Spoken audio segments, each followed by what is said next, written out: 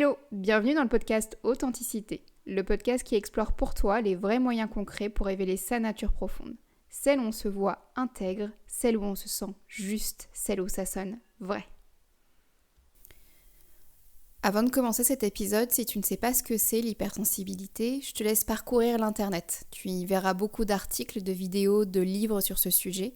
Peut-être que ça te parlera, peut-être pas. Dans tous les cas, je fais cet épisode pour tous ceux et celles qui n'arrivent pas bien encore à voir la beauté cachée de leur sensibilité. Je fais aussi cet épisode pour me prouver que mon hypersensibilité, c'est un cadeau. Et qu'elle est neutre aussi. Comme une partie naturelle de moi que j'accepte telle qu'elle, sans la surestimer ni l'inférioriser.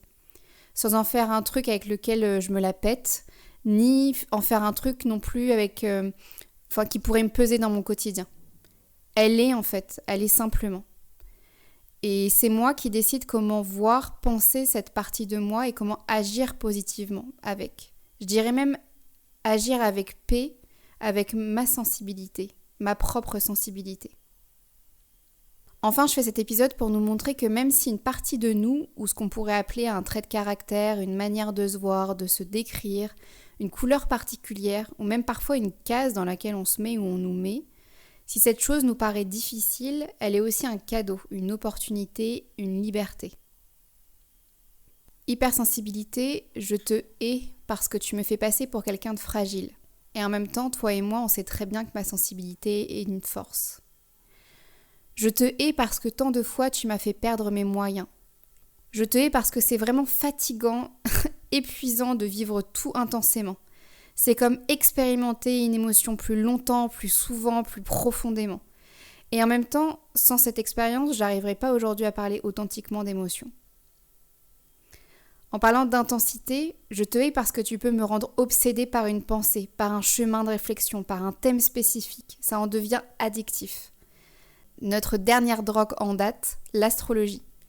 On a passé notre dernier confinement à étudier, à creuser, à dépouiller, à pratiquer tout ce qu'on pouvait trouver sur ce sujet, au lieu peut-être de prendre soin d'un couple à la dérive, au lieu peut-être de faire des visio-apéros comme tout le monde, au lieu peut-être de s'ouvrir.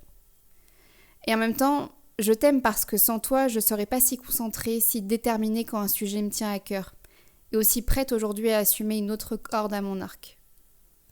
Sans cette intensité, je dirais pas non plus au fond des choses. J'aurai que des conversations de surface ou des coachings mensongers. Et les personnes qui viennent me voir ne veulent pas de ça. Elles veulent retrouver leur vérité. Et moi aussi, je veux retrouver ma vérité. Je te hais parce qu'à cause de toi, je peux d'ailleurs pas mentir.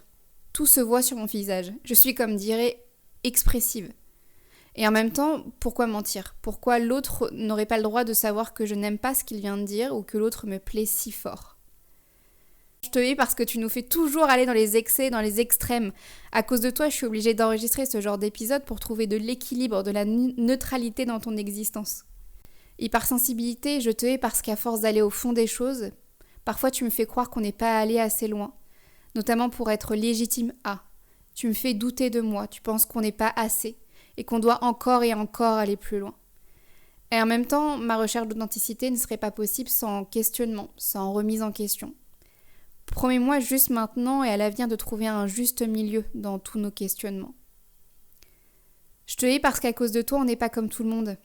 Et en même temps, comment aider les autres à être soi, donc différents, sans l'être nous-mêmes ? Je te hais parce qu'à cause de toi, j'ai été rejetée, désaimée.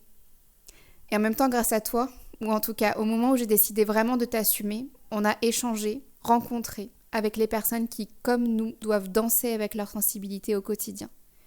Ces rencontres sont devenues des amis. Alors merci. Hypersensibilité, je te hais parce qu'à force d'être stimulée vite, je me lasse aussi très vite. Je m'ennuie vite. Regarde, rien que professionnellement, je suis coach, conférencière, formatrice, thérapeute, astrologue, créatrice d'un podcast, peut-être bientôt professeure de Koya et écrivaine. On s'arrête quand ? Et en même temps, grâce à toi, on n'est pas non plus toujours dans l'action. Par exemple, quand je me promène dans les rues de ma ville, grâce à toi, je sais voir les jolies couleurs d'automne d'un arbre qu'un autre ne verrait peut-être pas. Je sais ralentir, me poser, m'arrêter sur le bord de la Seine pas plus tard qu'hier. Grâce à toi aussi, j'entends le bruit d'un battement d'ailes et j'ai des frissons en voyant l'oiseau s'envoler. Je sais aussi ressentir intensément ma joie quand je vis un moment important pour moi. Finalement, ils existent ces moments sans obligation. Je te hais parce que tu me rends souvent trop empathique. Je suis une personne qui a de l'empathie. Je peux ressentir la souffrance de l'autre alors que j'en ai pas vécu la cause. Et en même temps, je t'aime parce que grâce à tout ça, je crois être une meilleure coach. Savoir aussi faire maintenant la différence entre l'émotion de l'autre et la mienne sans me sentir coupable. J'apprends aussi à gérer mes émotions qui m'appartiennent vraiment. J'ai pu en faire une formation en ligne grâce à toi. J'apprends aussi grâce à toi maintenant à penser, à dire et à assumer mes limites physiques, émotionnelles, psychiques et même spirituelles. Et franchement, quel meilleur confort intérieur. Je te hais à ce moment précis de l'épisode parce qu'il y a un bruit dehors, un espèce de bip bip d'une grue qui me gêne et qui m'empêche de me concentrer sur mes pensées, mes mots et l'enregistrement de ce podcast. Et en même temps, si mes sens n'étaient pas si ouverts, je raterais tellement de choses. Comme une mimique ou un geste qui trahit que finalement l'autre ne va pas si bien. Comme une énergie, une aura d'une personne avec laquelle je sens qu'on va vivre des trucs fous. Ou au contraire, avec laquelle je pressens qu'il faut mieux que je reste sur mes gardes, que je m'en éloigne. Comme une capacité intuitive de mieux me comprendre et de mieux comprendre l'autre. Hypersensibilité, je te hais parce qu'à cause de toi, j'ai longtemps eu peur de la réaction émotionnelle de l'autre. Parce que j'avais peur de mes propres émotions, de ma propre sensibilité et de tout le bordel que ça pouvait faire. Et en même temps, plus j'apprends à gérer mes émotions, plus je les aime, moins j'ai peur que les autres les ressentent et m'en fassent part. Tant pis s'il décharge son émotion sur moi, j'en suis pas coupable. Je te hais parce que je prends à cœur tout ce qui m'arrive. Et dans ces moments-là, la prise de recul est dure.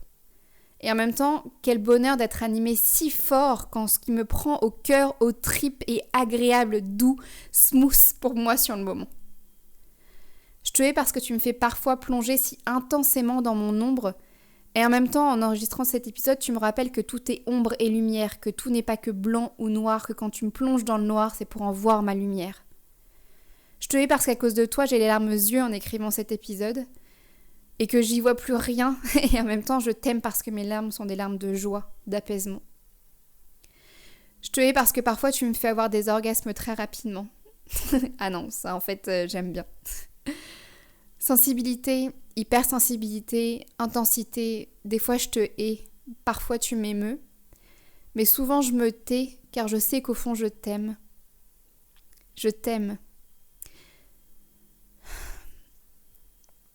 Et toi, quelle est cette partie de toi, cette opinion, cette idée de toi, cette vision de toi, ce trait de caractère, cette couleur qui rentre en conflit en toi ou avec le monde, avec laquelle il est difficile d'être apaisé, d'être en amour. Et comment en faire un cadeau pour toi, une opportunité pour le monde. À y penser maintenant, je crois que ce genre d'exercice, je te hais parce que, et en même temps je t'aime parce que, marcherait aussi avec un événement de ta vie, ou une personne aussi. Je suis vraiment contente que cet épisode t'ait plu. Tu cherches comment soutenir ce podcast ? Plusieurs moyens s'offrent à toi. Tout est expliqué dans le descriptif de chaque épisode. Le plus simple et le plus rapide, t'abonner et laisser une évaluation. Évidemment, authentique.